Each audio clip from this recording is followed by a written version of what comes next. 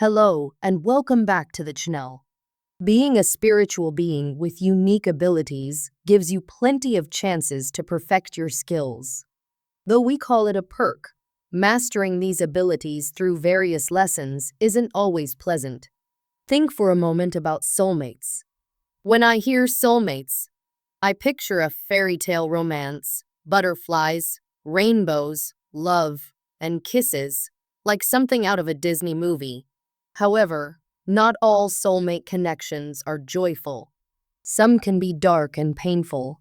Yet these challenging relationships are crucial for your growth. They unfold in specific ways because they are meant to teach you important lessons. Soulmates are significant because you have a spiritual contract to work together on a soul level.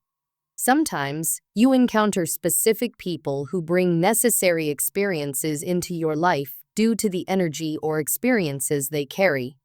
These connections might not make sense until they have ended. Many people you meet are soulmates sent to help you learn and grow. They challenge you to advance and develop your abilities. Some soulmates may appear weaker, not in physical terms, but spiritually. They might not perceive or feel what you can, but their presence in your life reveals your strengths and abilities. Relationships that push you to discover traits you didn't know you had are designed to help you understand yourself better. In spirituality, you act as a judge. No one will save you. Your perspective and decisions are what matter. Understanding your power, rank, and abilities allows you to progress in life.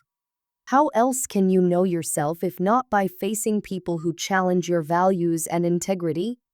Often, people who slow you down or pull you back are also soulmates. They force you to recognize your capacity to move forward due to your inherent talents. While we usually think of talents as artistic abilities like singing or dancing, emotional control and sensing others' energies are also talents. These are your spiritual gifts. There isn't a conventional school that teaches you to develop these hidden aspects of yourself. Discovering the hidden treasures of your soul often comes through interactions with others who might not even know what you possess and may try to keep it hidden. Becoming aware of your spiritual identity often involves being placed in uncomfortable situations. I want to share an experience that was a bit embarrassing, but it was when I recognized I had grown emotionally and mentally. I was forced into a tight spot where my response would significantly impact the outcome. This is how you learn who you are spiritually, by being put in situations that push you out of your comfort zone. So, in a soulmate connection, a situationship, really it was mostly about sex for the other person, but not for me. I seek emotional and mental growth in relationships. If a relationship revolves only around sex, it doesn't utilize the full spectrum of who I am. I've often found myself in relationships that didn't provide enough space for growth. This realization about needing more than just a physical connection is part of understanding and expanding your spiritual journey. There was no room to stretch out because the connection was lacking, but I was still eager and ready to adapt to what the other person could handle. I'm in a sexual relationship that I don't really enjoy, but I like the connection with the person. So, despite my discomfort, I decided to go along with it. I often suggested that we could just be friends and that I was fine without being physically involved, but I liked our vibe and wanted to protect that. I didn't want to be just another option for someone.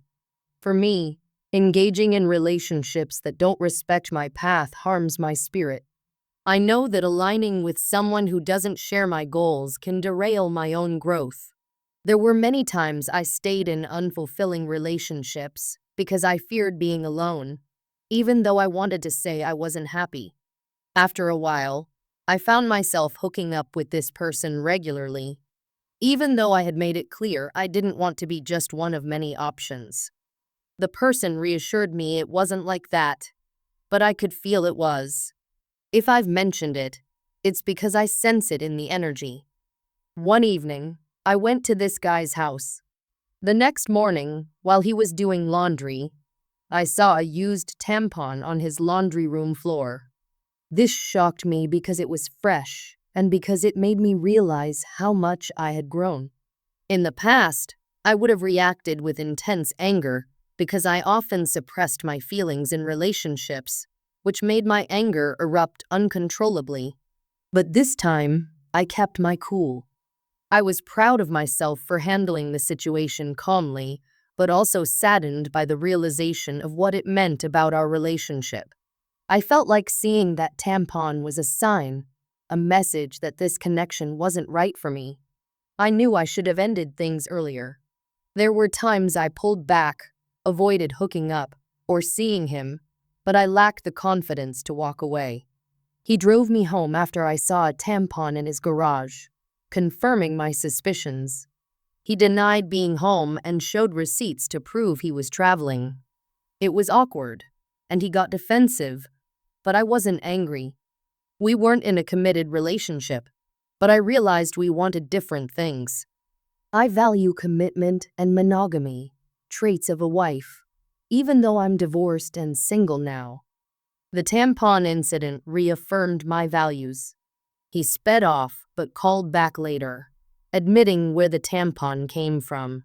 If this had happened years ago, I'd have reacted differently, but I handled it calmly. It made me realize my strength in managing complicated relationships. Discovering I'm a healer means enduring pain and helping wounded people.